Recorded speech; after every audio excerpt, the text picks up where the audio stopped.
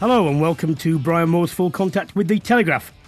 With international rugby now done until the Six Nations, we turn our attention back to club rugby this afternoon with our focus on the Premiership and the growing uncertainty surrounding the United Rugby Championship. Vunipola made a winning return for Saracens this weekend as they moved second in the Gallagher Premiership. The England number 8 was named player of the match in their win over Sale and said afterwards that he's determined to win his England place back after being dropped by head coach Eddie Jones. We'll be looking at where Vunipola could fit in England's new-look back row, as well as recapping some of the other results in the Premiership this weekend, including a win for London Irish over defending champions Harlequins on Saturday.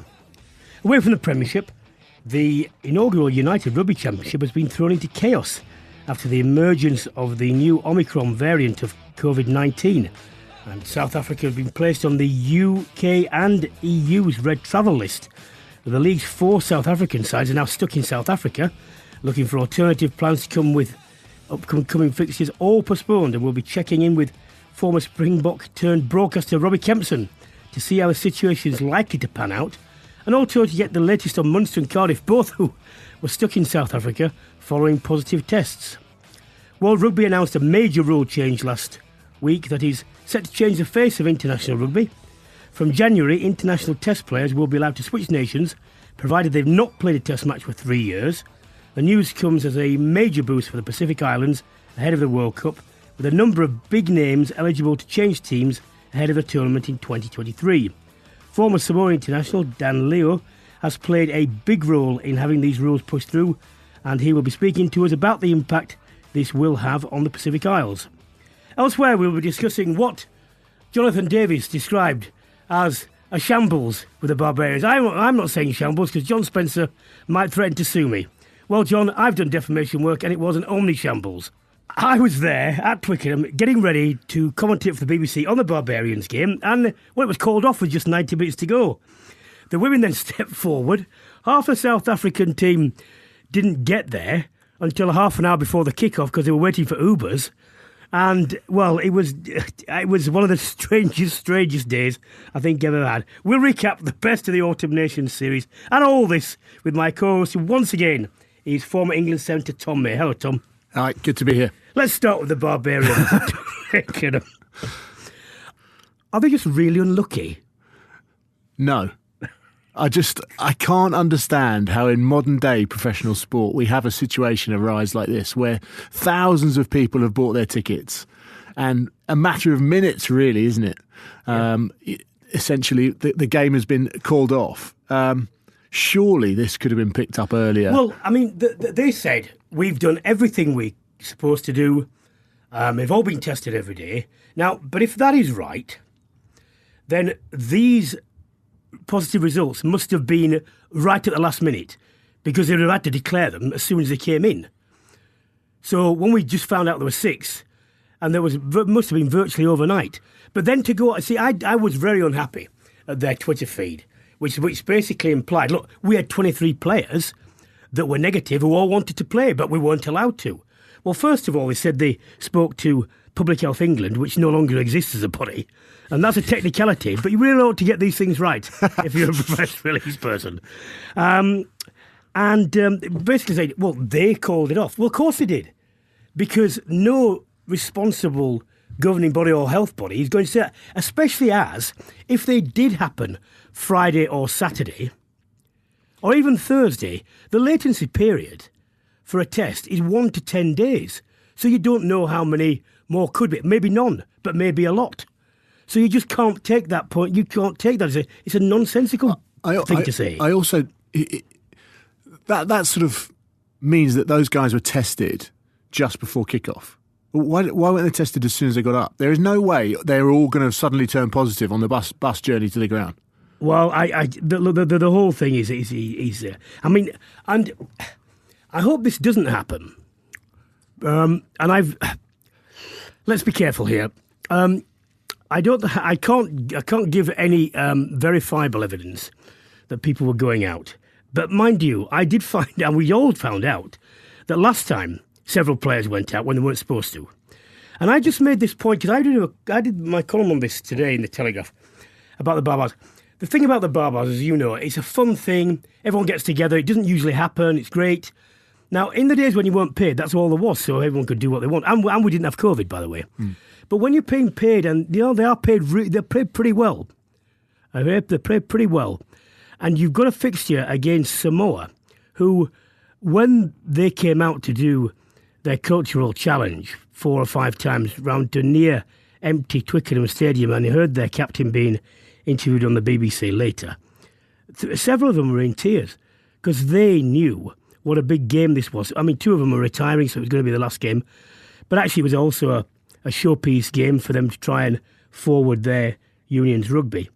And I think when you're paying players and you've got games of this magnitude, you virtually have to say, look, we're going to go into lockdown for this. We're going to go into a really, really secure bubble. Every other team does it. Well, every other team has done it. So what's the... Including the women. What's the difference? I don't know. Where these 6 positive tests came from, I don't know. As I say, they could just be really, really unlucky. Or not. As the case may be. But on the plus side, I mean, look, let's just say this. This is twice this has happened. Now, this costs everybody money. Everybody. So, and people, I know people who were going to this game because they can't get tickets to Twickenham to see bigger games because they're too expensive and they're not available. A lot of parents taking kids. And they were fortunate in this sense that it wasn't just full of blokes who just thought, well, I'm going home now. Because the kids wanted to go. And it meant that 29,000 people watched a women's Barbarians game, which was a world record.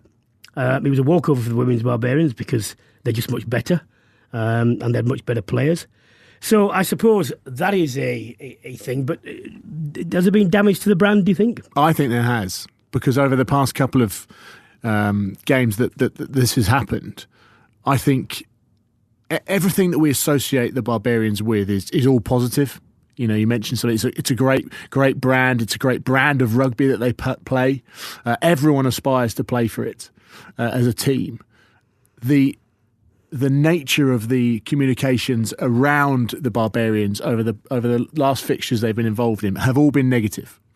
They've had ongoing repercussions that we've heard about, and I think there's an element whereby it's a bit like, it's almost like you're talking to a group of teenagers, saying, look, this is actually a serious thing. You have to start thinking about the repercussions of your actions, because I just don't understand when you've got players that have travelled from all over the world to play for one team. You have to then bear in mind that you have to behave yourself to make sure that you get onto the field. Yeah. And you're being paid. I mean, it's as simple as that. Yeah. It's a professional contract now.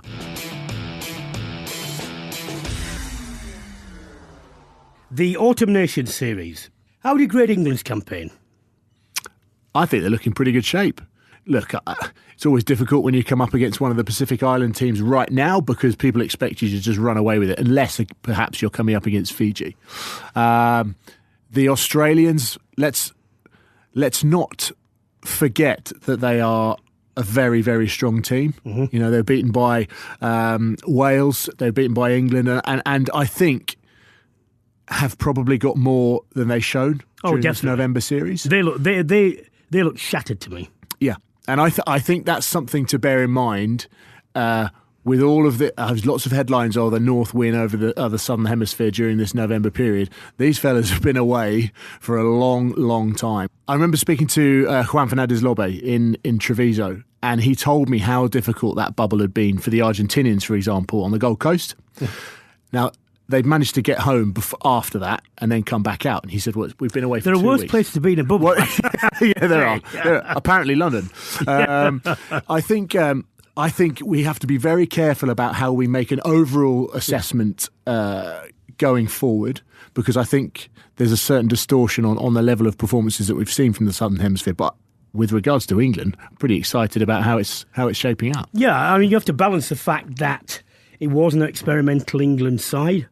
Owen Farrell wasn't available for the biggest test, and I think you can take slightly more out of the South Africa game because of the way it went and the number of people who stepped up, who we'd all had hopes for, and people like Freddie Stewart, who looked very accomplished, very assured. Smith did enough, I think, to show that he's got a bit different thing. We saw a team without Farrell in it, either as a captain or as a playmaker, and it still functioned. They still scored 3 tries. Could have scored more. So, yes, I think there ought to be caution, but I think you've got to give Jones credit, because people say, change things, bring people in, so he did. And I was going to say, if you do that, unusually, I would put the win/losses on a back burner if the performances were encouraging. Well, actually, they were encouraging and they were wins. So I don't think you can ask for much more. No, and I think the last time I was in here, actually, we were discussing how important it was to try and get an understanding of how England perform when Farrell's not involved. Yes, and I agree with you. I think that performance against South Africa. Okay, people highlight the fact that Andre Pollard missed kicks that he doesn't normally miss. Yeah, but that happens. Yeah, that happens. Happens in every Test match. If you are the recipient of 18 penalty awards, 10 ago, and you don't win, then that's your fault. Sorry. Yeah. It really is. But we learnt a lot. I think it's an exciting time for English fans. Mm-hmm. There's a selection headache for 3 players now, for George Ford, Farrell and Smith at fly half. Do you think Ford is going to fall by the wayside? I think it's proved very difficult for players to get back into Eddie Jones's plans once they seem to have popped out of them. Yeah. He's obviously going to move to the Northwest next season, and look, his form this season has been outstanding, which is probably the reason why we see Leicester standing at the top of the table. But I also think that those guys, I think Marcus Smith's club performances are of a level that we've come to associate him with some really exciting stuff, and we need that in the England team. The balance that Farrell provides to all of that is quite interesting. And I think Slade's a class player. So, and he's totally different to all of those guys. He's probably the one, out of those 3 players, he's very different to them all, because he can make outside breaks. He's very, very intelligent with his lines of running in that 13 channel. The one guy that is probably very different to those, and unfortunately looks like he's going to be on the sidelines again, is Manu Tuilagi. And listen, how different could England rugby have been if he'd have been fit for 10 years? And you built a team around him, you built a really firm centre partnership. It could have been very, very different. It's incredible, isn't it? The unfortunate nature of Manu Tuilagi and injuries. I mean, the thing is, he doesn't get injured a little bit, does he? Seems to rip things off and tear everything. It's a case, isn't it, where you just have to say, if he is fully fit and you can play him, then it's a bonus. But we're not going to plan for that because you just can't. Yeah, which is a shame. Look, England had an all-winning autumn. Ireland and France picked up good wins over the All Blacks. Now, would you counsel a bit of caution from the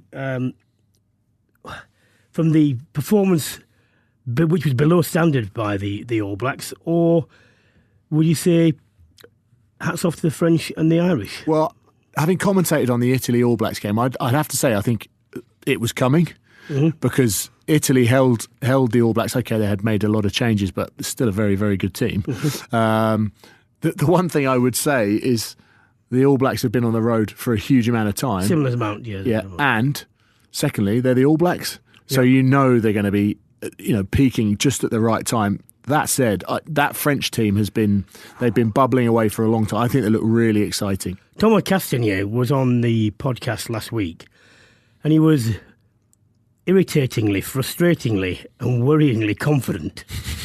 In that way. Do you remember that drop goal he did with a little I felt like, and he did it last week, and he was.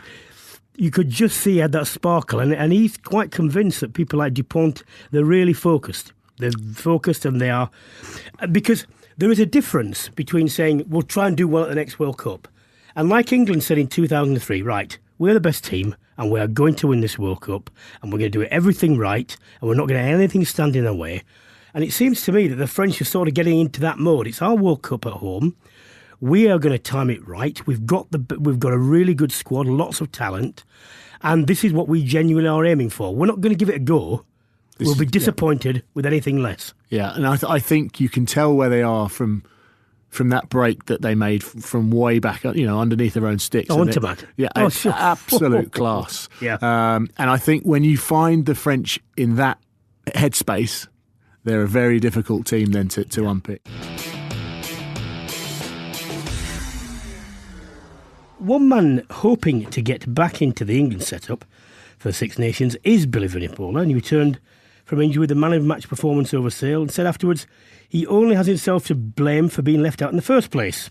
You just mentioned it seems to be difficult to get back in when you've dropped out of Eddie Jones's calculations. I don't think that will be the same with Vunipola, because I think whether he's there or on the bench, he does still have a carry forward at 8 that no one else has quite got in a different way. He is probably the one person. Don Brandt is an offloader, a very intelligent footballer.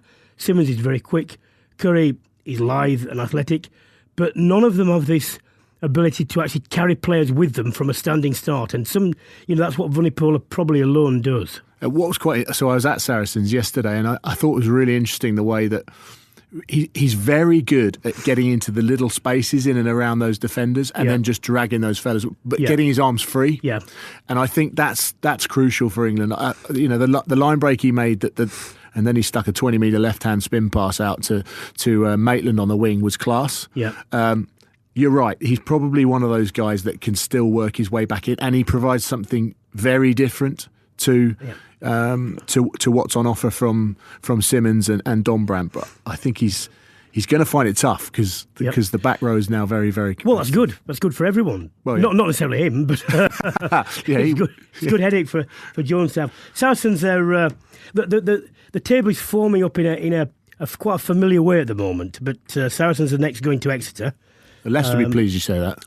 Well, apart from Leicester, yes, a traditional table. How do you see the Exeter, the Sandy Park visit going? I can't. I think Saracens will win that. No. I don't think Exeter have got the consistency right now to be able to topple Saracens. I think anyone can win the Premiership out of the top 5. Gloucester and London Irish are sort of thereabouts. Do you think Irish, because Irish beat champions Harlequins? I don't think Harlequins played very well, but London Irish did. Do they have a chance of making the playoffs, do you think?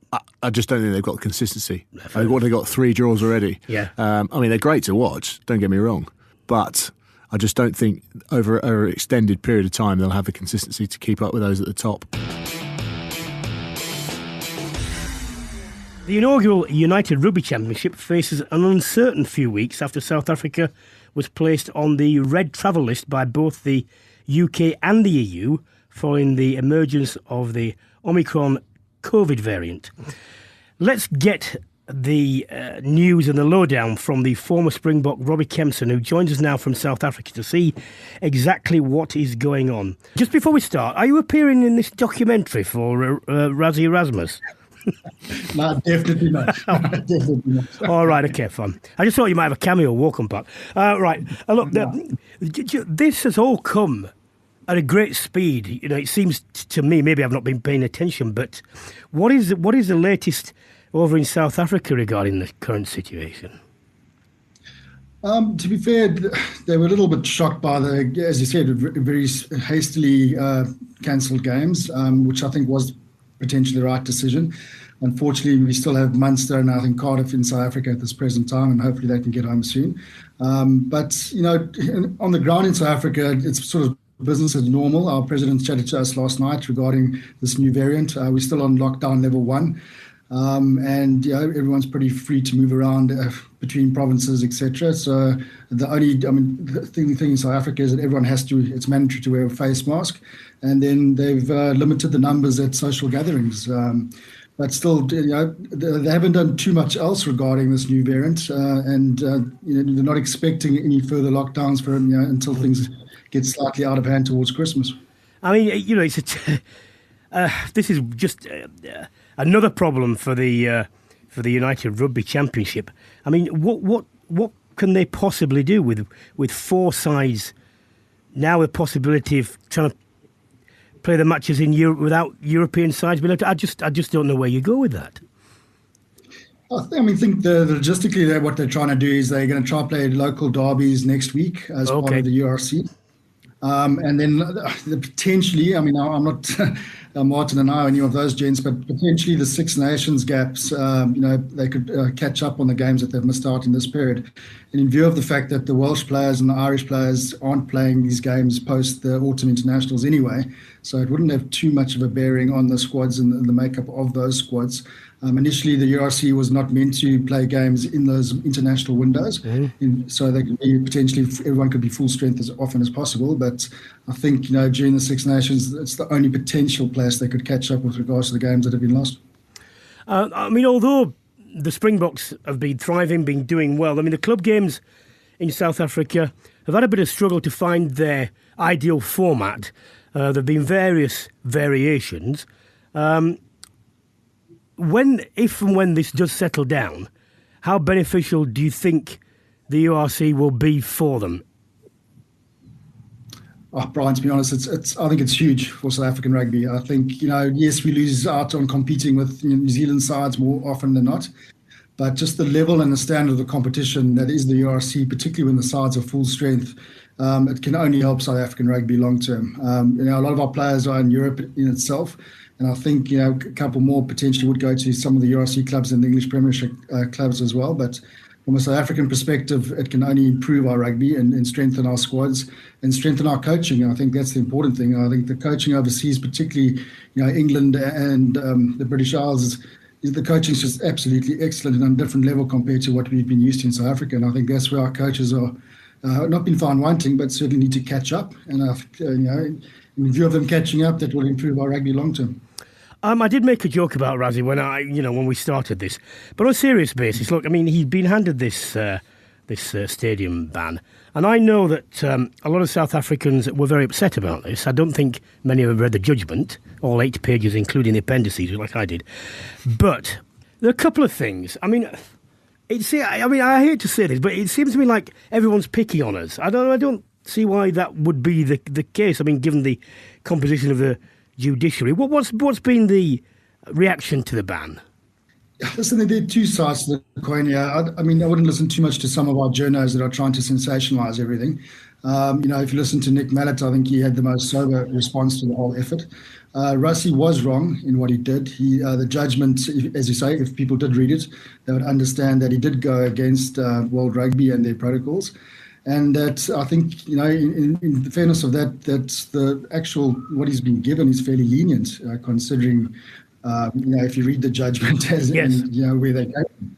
So, I think he's fairly fortunate to get what he did, and which is why they wouldn't go through an appeals process. Why would they waste money on that and potentially get a lengthier ban, which he could get? So I think, once the dust settles, which, in media probably is about a couple of days from now, people will realise that, there are protocols in place and they're there for a reason. But Robbi's not going to settle if he does a documentary, is he? He's just going to pick the scab again.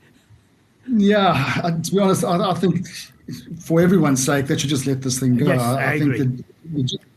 I didn't know about the judgment until Rassie decided to tweet about it, and I work for Super Sports. Listen, I think he just wants to put a message across from his side. I'm not Rassie, but I think, if you look at the more sober journalists, the guys that aren't trying to sensationalise this thing, they've got to the point where they realise judgment's been handed. We should move on from it, and hopefully, get Rassie back in the mix once his ban is over. There are other facets to his job, like the Sevens, which is doing very well, the women's rugby, which we're trying to get off the ground in South Africa.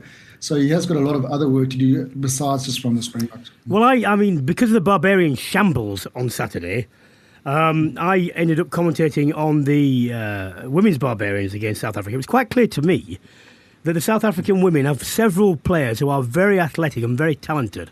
They are just not a professional team yet because they've only just been handed contracts, so they've not got the familiarity, they've not got the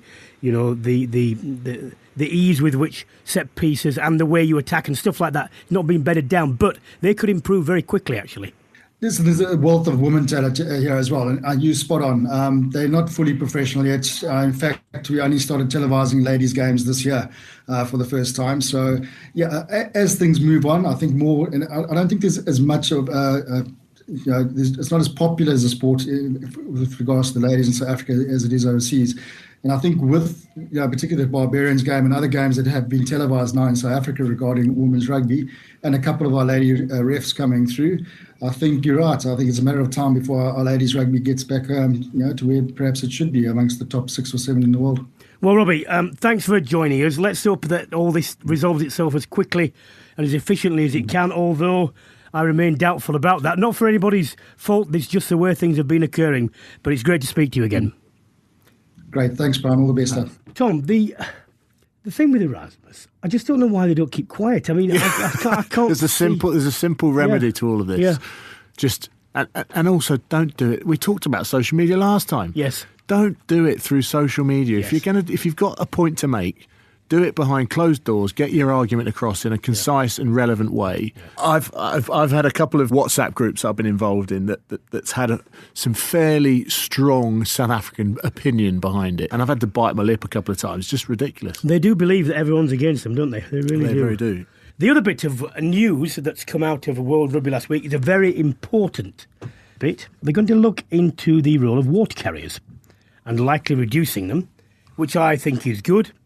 I think they should look into all the people who go on the pitch and what they are and aren't allowed to do. They're not just carrying water, are they? Well, no, they're not just carrying water. But physios should be treating players and not cheering from, behind the defensive lines and things like that. Because I just have this again. Where does it stop? If you do that, then we'll do that. And then we've got 2 sets on. So then we have more carriers. So just stop it. Just stop the whole lot. We end up. I wouldn't have. What I tell you with water carriers, if they're just carrying water, why don't you get kids to do it? They're only carrying water on. You give them the bottles on the run and off the run. It's like not very young kids, but teenagers. Yeah. Be a huge honour for them. They'd love it. Well, the fact that all water carriers are mic'd up, are handing water bottles out and are looking towards the stand and putting their hands in the air. It's quite clear that well, very well done with your water delivery. Yeah, it's a strange scenario. I think we're getting to a point where at times it looks like rugby league, because you've got those water carriers in rugby league that are just sort of roaming around, keeping the players hydrated. But they're clearly doing exactly the same. World Rugby also made another huge major rule change, and it wasn't looking into water boys this time, but it was something that could change the landscape of international rugby. Previously capped players who have not played a test match for 3 years are now eligible to switch to international test teams, provided that they have a direct link, parent or grandparent, or by birth. Now, this is something. It's not credit to me, it's credit to the person we're going to talk to next. But I've been writing consistently saying this is something that the World Rugby could do that doesn't cost money, that could absolutely be transformative, especially for Tier 2 teams. And really pleased that we can now speak to the former Samoa International and CEO of Pacific Welfare, Dan Leo. Hello, Dan. Brian, good to be here, mate. Yeah, listen, you've worked really hard for this. I would have gone further to give the Tier 2 teams. I'd have said it was only limited to 2 Tier 2 teams. So only 2 Tier 2 teams could take, advantage of this. That would have been an even more level playing field. But I think possibly they felt it had to be all the way round. How big is this going to be? Yeah, it's massive, Brian. I think you touched on it. It's we don't have resources. We don't have money to be able to put into the game like some of the Tier 1 nations do.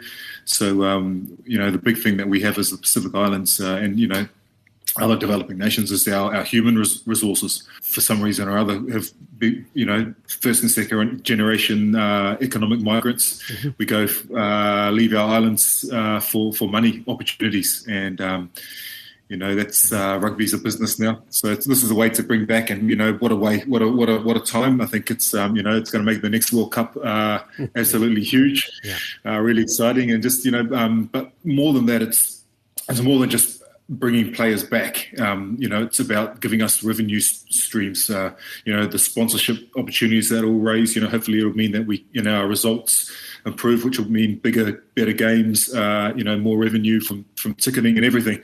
Which is the ultimate goal, is that we can go and put that resource back into grassroots rugby in the Pacific Islands, so we don't have to rely on Tier 1, past the, probably over the hill Tier 1 nation players coming back in 10 or 15 years' time from this. Dan, I know it's been something you've been working on for a long time, but when did you first make a push towards World Rugby to have these rules changed? I think you were sitting around the table with me when we first had that conversation, mate. Stems back probably about 7 or 8 years ago, when it was just a concept of we needed a voice as Pacific Islanders. We didn't have one. We didn't feel like we had one. We felt like we were providing a lot of players to the world game, but that wasn't being reflected in our economies and our unions back at home. But really, I think the turning moment was when Bill Beaumont was re-elected into the championship. And I know one of the deals that he did to get the Pacific Island votes was to promise that this eligibility would be reviewed. And to be fair to him, I was sceptical when the promise was made. I was actually in supportive of the P-show bid when that was all happening. But fair play, Bill Beaumont has come through and in a big way for us, and full credit to World Rugby for getting it across the line. I heard that Joe Schmidt was probably quite pivotal in this. Was that right? Yeah, he's head of high performance at World Rugby, and within the closed halls, I think he was the very last person to make a pitch, and it was a very close vote. I think it got passed by one vote out of there was 53 votes. All it needed was 12 to go against the motion, and it wouldn't have passed. And I believe we passed with 11 votes went against it. So Joe Schmidt was very persuasive in the end. And so there's a lot of people to be thankful for. Mate, it doesn't matter how narrow it was. It's gone. It's done. That's the main thing. One of the Grail-like things that Pacific Islands have been looking for is to have, a significant home presence. They're playing play in some format, like the Rugby Championship or whatever. The problem, obviously, with that is, Fiji is about 1 million, and the other two nations about 2. So you're talking about, the size of Birmingham, basically, and it's going to be a long time before you can be independently financing that. Is that the aim in the end, to ultimately do that, or would you just be happy with saying, look, these players can earn probably even more money going abroad, and if they can come back to us, then we're prepared to accept the trade-off? Yeah, I think firstly, it's probably a long shot for us to ever be involved in the Rugby Championship as it stands. But next year's Pacific Nations Cup with a rejuvenated Samoa and Tonga and Fiji, that's going to be amazing. So you were talking about Malachi Fekitoa, Charles Piatel, Semi Radradra, some of the biggest names in the sport now are going to be in that competition. So I think that's again going to make it massively more profitable. But yeah, no, you're exactly right, Brian. I think this has got to be we've got to look at our governance, because this is an opportunity here for as I said, to drive money back into our game. But unless we've got the people that can in our unions who can harness that and really see it come through to fruition, it's a waste of time. So that's the opportunity's here now, but it's not job done by any stretch of the imagination. It's just one step of a number of things that need to happen for us to get particularly Samoa and Tonga. You mentioned the population. Tonga's 100,000 people. So it's we've got the leg up now, but it's on us now to really maximise that and make it make it work. Well, you mentioned one or two of the stellar names that could play for Tonga and indeed other nations. Have you spoken to anyone who said, "Yeah, I'm definitely going"?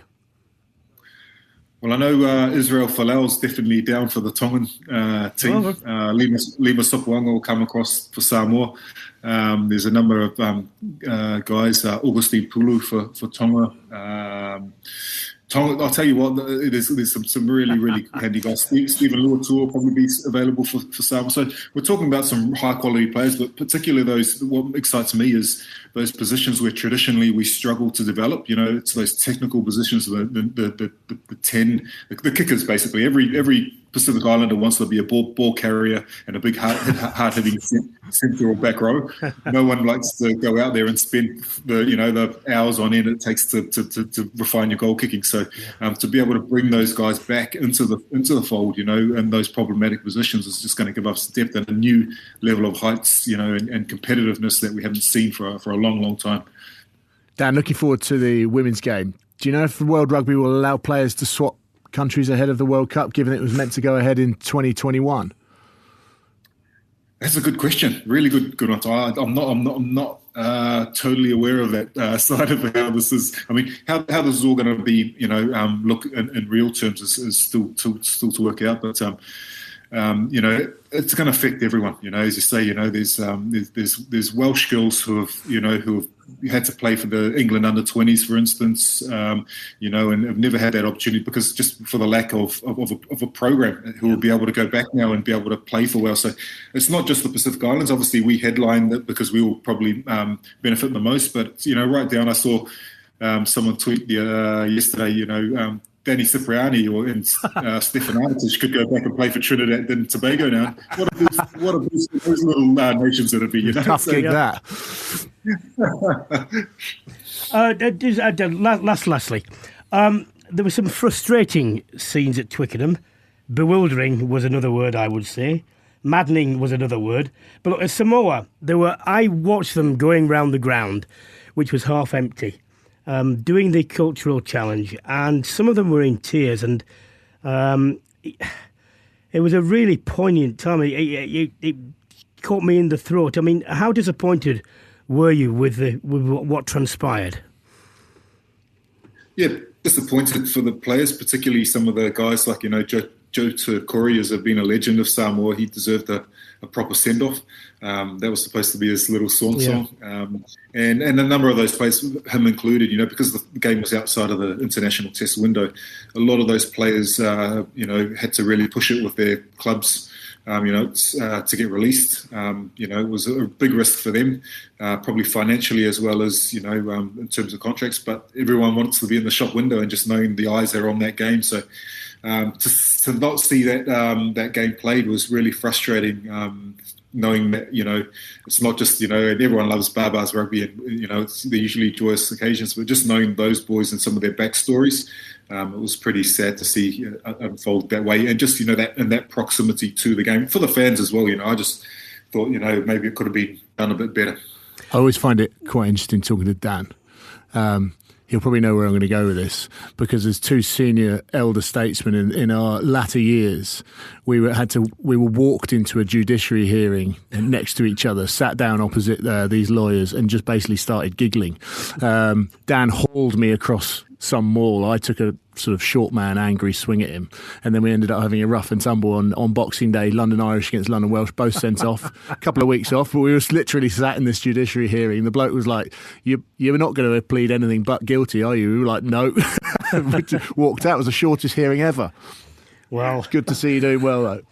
Dan, look, we'll let you go now, but can I just say congratulations. Not many people make their mark on international rugby in the way you've done. It might be called the Leo Convention in the near future, or the far distant future, or whatever. But well done, and let's hope it has the impact that we both foresee.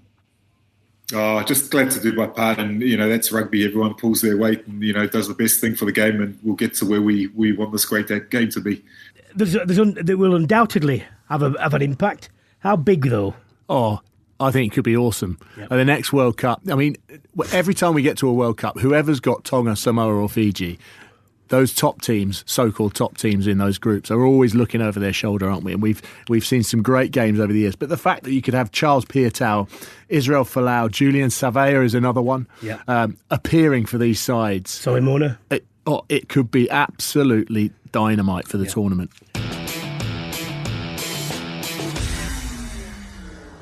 Time for some questions. For one from Mike, do you think some of the Northern Hemisphere teams are getting a bit ahead of themselves after parades, given all the conditions the Southern Hemisphere sides are playing under? Well, we've touched on this a little bit. I think the answer, Michael, I'll just round it up, is I don't think they will be getting ahead of themselves. And if they are, they shouldn't be. I think some of the fans might be. But I think in the past, the Southern Hemisphere sides have come up here and still beaten us. So that hasn't been the case this way. So at least it has to be a way forward. And I think from an England point of view, they've uncovered new players. From an Irish point of view, they've uncovered a new style, or the style that they've been trying to inculcate has started to pay off, especially with the forwards, the offloading forwards. And, well, what can you say about France?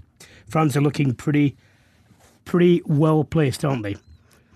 Jay, is it time to move on from Barbarian rugby following this weekend? Over to you.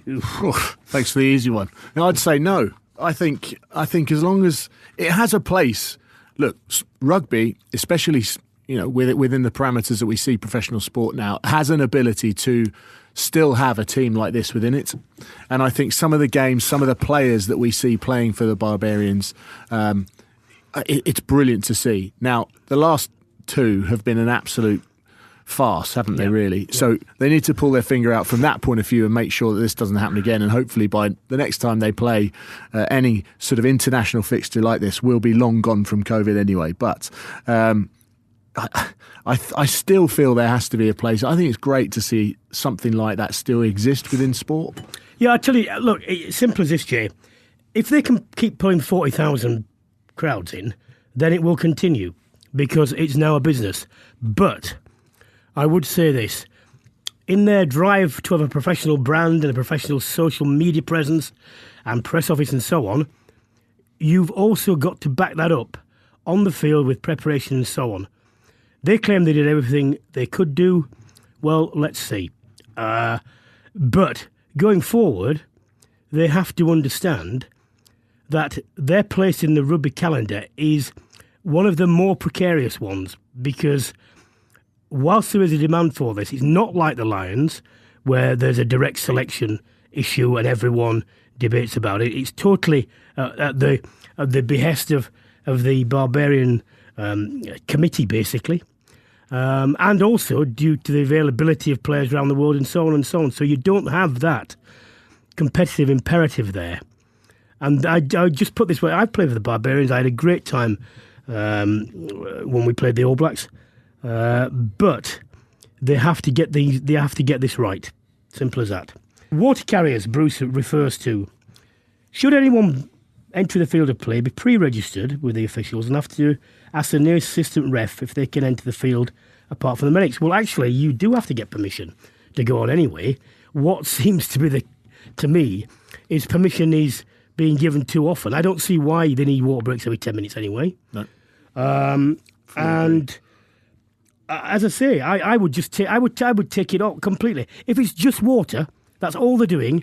You can get anyone to run on and give that to the players. Leave your headphones with me. Yeah, exactly.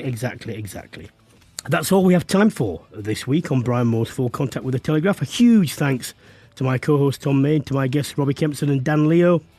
If you've enjoyed this episode, you can check out all our previous episodes by subscribing or registering to the Full Contact podcast channel. It's free and you'll find all our Autumn Nation series episodes. Now, next week, we will be joined for a whole programme by none other than Eddie Jones. So that should be interesting. If you've got any questions, you can fire them through.